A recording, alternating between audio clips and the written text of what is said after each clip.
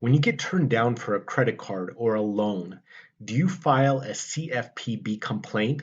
Well, this video is going to teach you a secret, a hack, so simple that it's going to allow you to get answers to your complaint. Usually what happens to your complaint, you put in a complaint, there's an answer. It's usually an automated answer or a template, and then CFPB closes your complaint, and that's it. No resolution. But what if you could actually get resolution to your complaint? Stay tuned. Let me tell you a quick story. I was staying at a hotel, and I wanted to use my hotel points to pay for the hotel. Well, I've been doing that for many weeks. One day I call up the hotel concierge and the woman tells me that's not possible. We've never done that before. Are you sure you've never done that before? I've had it done before. We've never done that before. Okay, so I hang up. Call back half an hour later, get a new person. Sure, sir, you can use your hotel points to pay for the room.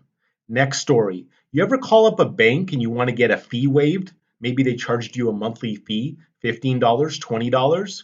You call them up, please waive my $15, $20 fee. Sorry, sir, we don't do that. Sorry, miss, we don't do that. Okay, you hang up, you call back the next day. Hey, can you do me a favor and waive my $15, $20 fee? Sure, I'll waive your $15, $20 fee. Now you got $15 extra, $20 extra into your account. Now let me tell you the secret. It's so simple and no one else is going to tell you this. But after I tell you this, watch. All the other channels with engagement 10 times as mine are going to use it, and that's fine. Now here's the secret. About 3 months ago, I called up CFPB. A lot of people don't know that you can call them up directly. You don't have to email them, you can actually call them up. And someone answered. I told that person, hey, I filed a CFPB complaint and it didn't get resolved. The person said, okay, well, the problem is that your complaint was too similar to a previous complaint that you filed for the same company. Aha, light bulb. Okay, so my complaint was too similar. The CFPB employee told me this. Why don't you use another email for your complaint? In other words, you filed a complaint on one email. You went to another email account, you filed another complaint.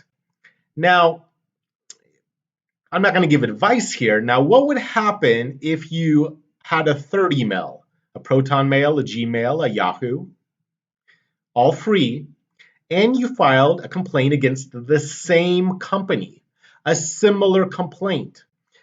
The CFPB employee told me that their system would not catch multiple complaints from multiple email addresses. Now you're saying, Felix, come on, man. How is that going to get my CFPB problem resolved? Well, I know you guys want proof, right? Because what kind of a channel would this be without proof?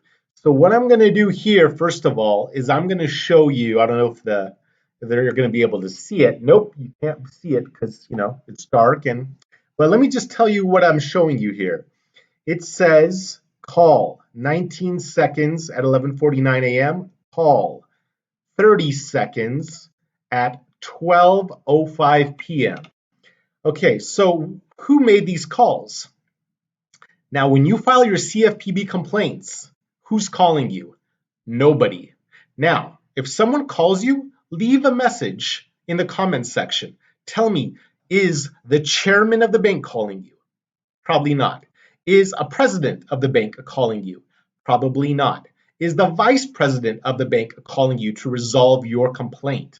Probably not. Now I know you want evidence, so let me pause this and let me cue up the audio.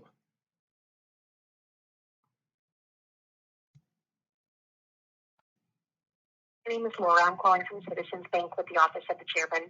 I'm calling in response to the CFPB complaints that we've received in your name. If I could ask you to get back to me, 40. Okay, calling from the chairman's office.